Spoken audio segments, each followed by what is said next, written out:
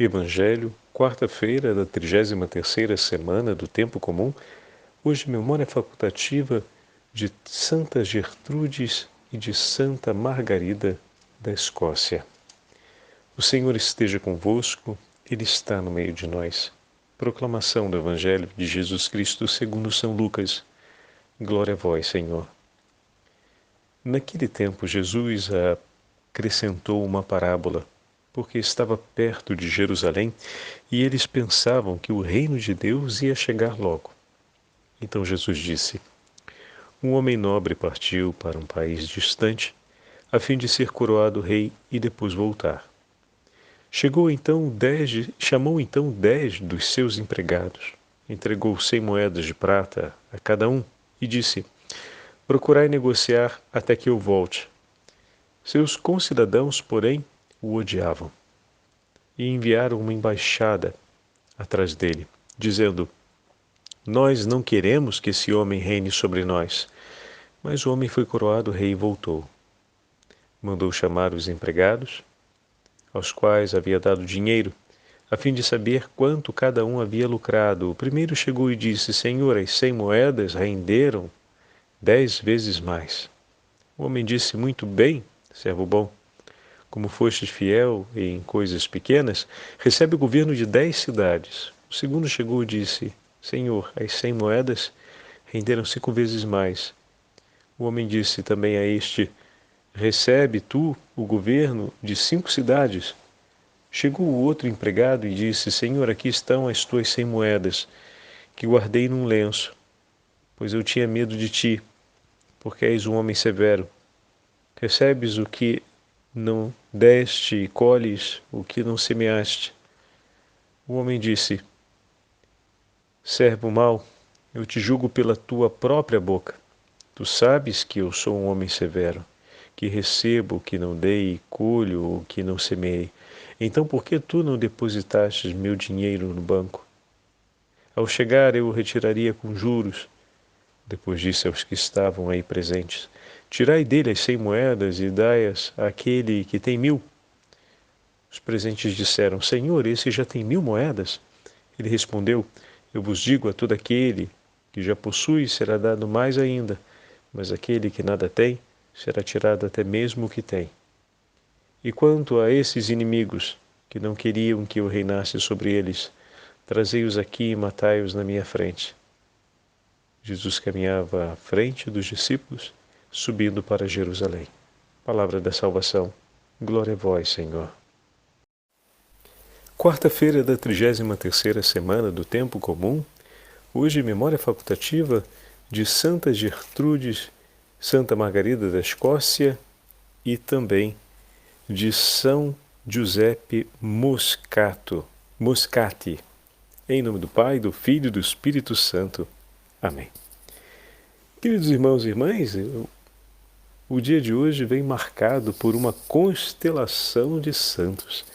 A Santa Liturgia nos entrega a continuidade do 19º capítulo do Evangelho de São Lucas, onde nós ouvimos,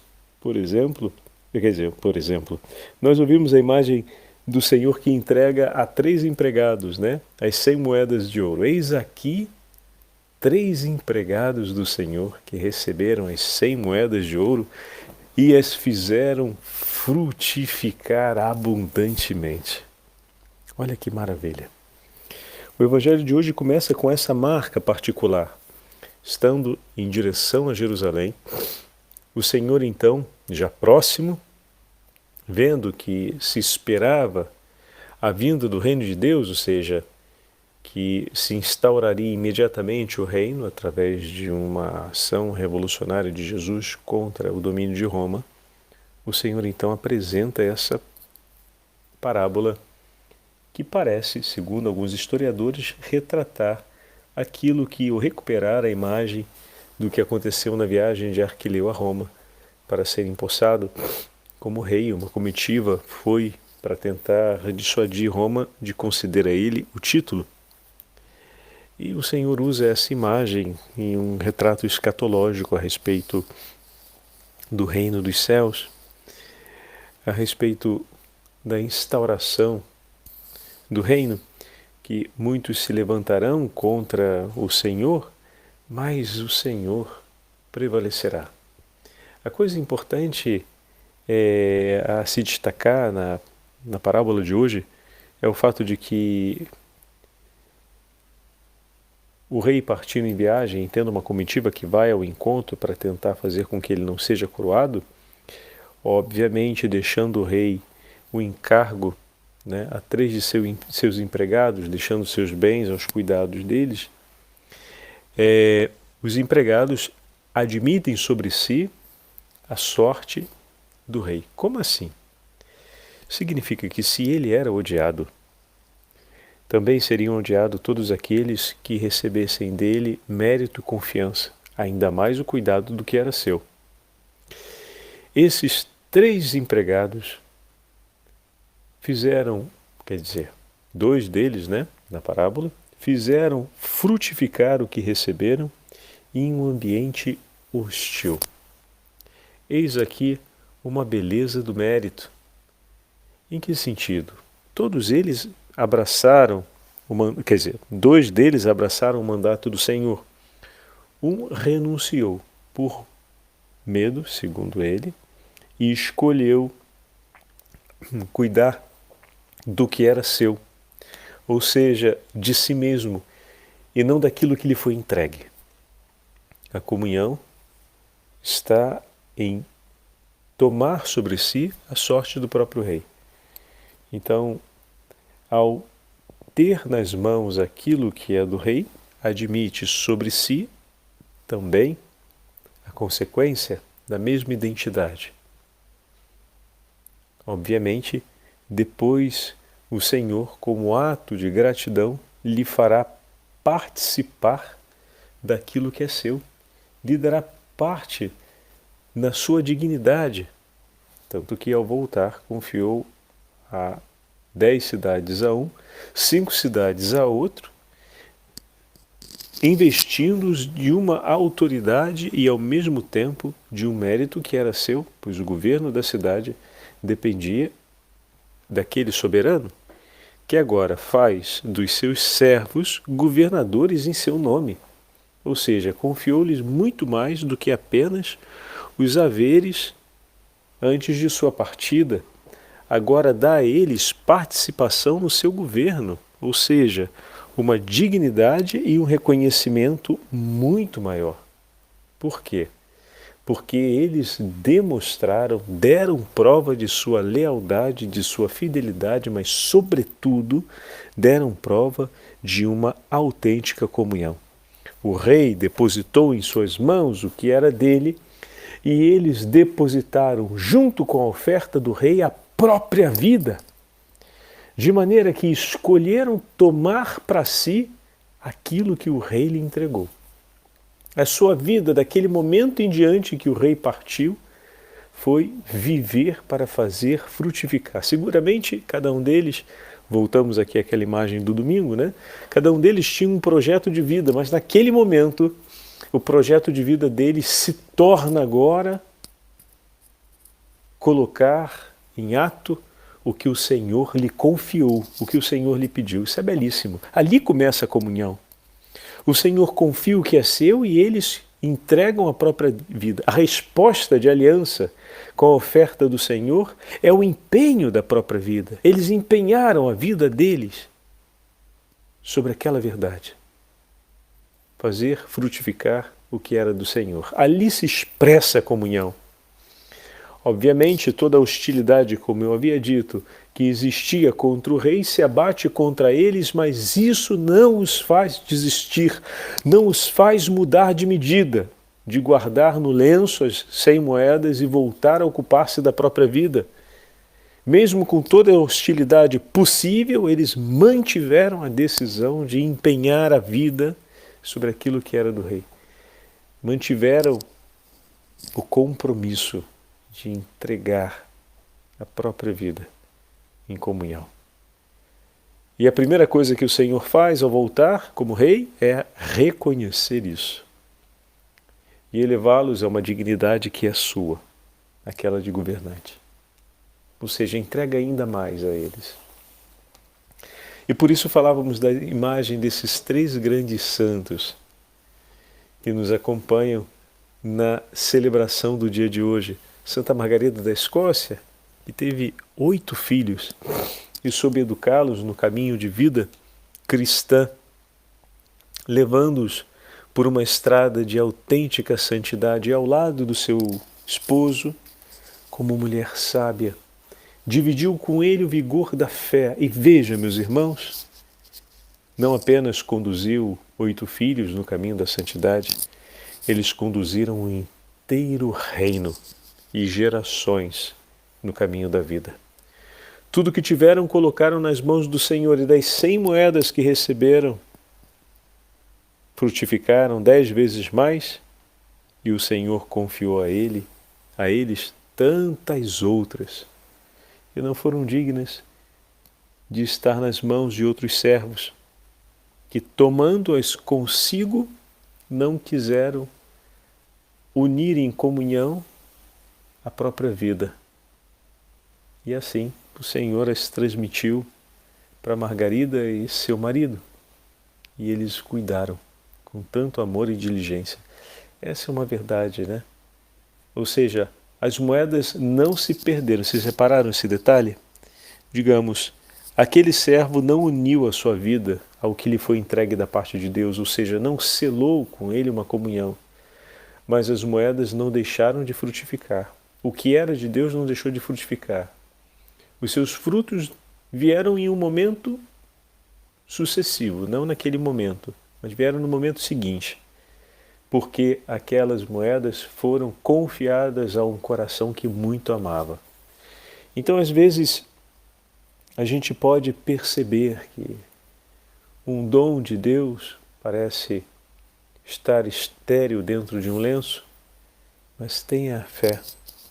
O Senhor há de lançar mão daquilo que antes estava ali estéril, parado, escondido no lenço, irá entregá-lo, confiá-lo a um coração que está disposto a estabelecer uma aliança de amor com uma entrega total de si ainda mais urgente, porque reconhece ali a preocupação do Senhor em ver frutificar aquilo que ainda não frutificou.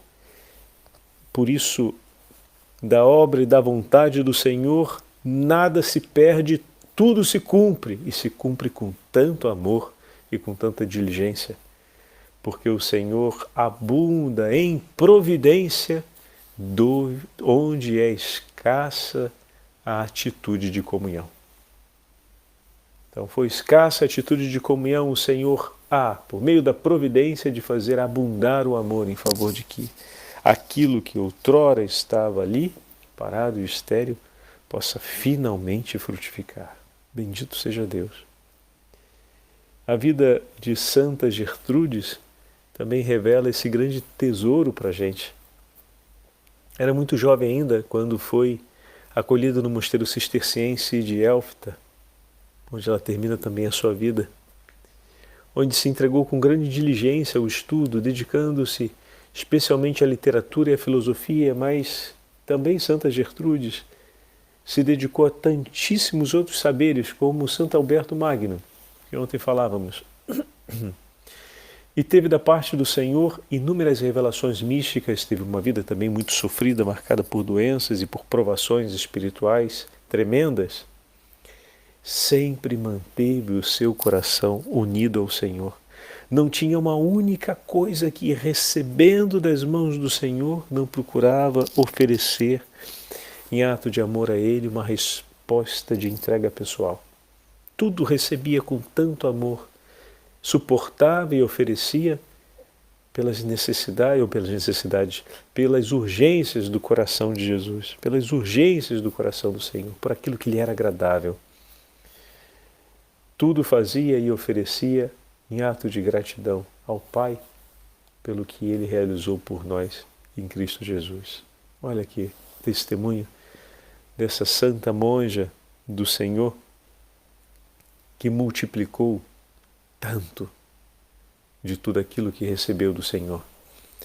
E não para por aí, ainda temos o testemunho do médico José Moscati, 1927, bem mais próximo da gente, enquanto Santa Margarida é do 1093, Santa Gertrudes de Elfta, do 1303, São José Moscati morre em 1927. Nasceu na Itália em 1880. Aspirava a Deus com tanto amor e que, com apenas 17 anos, obrigou-se particularmente a um voto de castidade perpétua. Essa foi uma escolha de dedicar-se exclusivamente ao Senhor. Olha que bonito. Dedicando-se aos estudos, estudou na Faculdade de Medicina da Universidade de Nápoles e chegou com 23 anos ao doutorado. Fez uma carreira brilhante. Nesta área pôde ocupar altos cargos no seu serviço naquela região, além de representar a Itália em congressos médicos internacionais. Com grande competência profissional, José Moscati curou com particular eficácia e caridade milhares e milhares de pessoas enfermas. Em Nápoles, embora procurado por toda classe de doentes, dava contudo preferência maior aos mais pobres e os indigentes, aqueles que não tinham ninguém por eles nas ruas de Nápoles. Sem dúvida foi na prática da caridade um homem intenso, que manifestou toda a sua grandeza ao ponto de receber o título de médico e pai dos pobres, médico e pai dos que estavam abandonados pelas ruas. Olha que bonito essa imagem. Ser reconhecido num amor que realiza. A paternidade de São José Moscati se fez conhecida, aquele que escolheu o voto de castidade, se fez pai de muitos porque escolheu entregar sua vida por muitos. A paternidade foi conhecida e reconhecida através da sua entrega. Porque ele decidiu unir sua vida ao que recebeu de Deus. Recebeu das mãos do Senhor o sofrimento dos homens, recebeu das mãos do Senhor a verdade da dor, do abandono, do descaso. Recebeu do Senhor a dureza da vida na qual se encontravam seus irmãos, os filhos de Deus, e entregou por eles e uniu a eles a vida. Recebeu as 100 moedas preciosas do Senhor e uniu a elas a sua vida. E foi conhecido como pai dos pobres. Olha que lindo.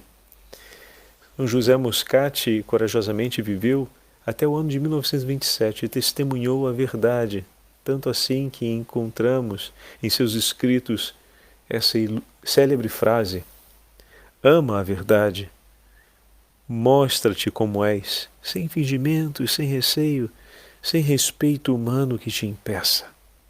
Se a verdade te custa perseguição, aceita então.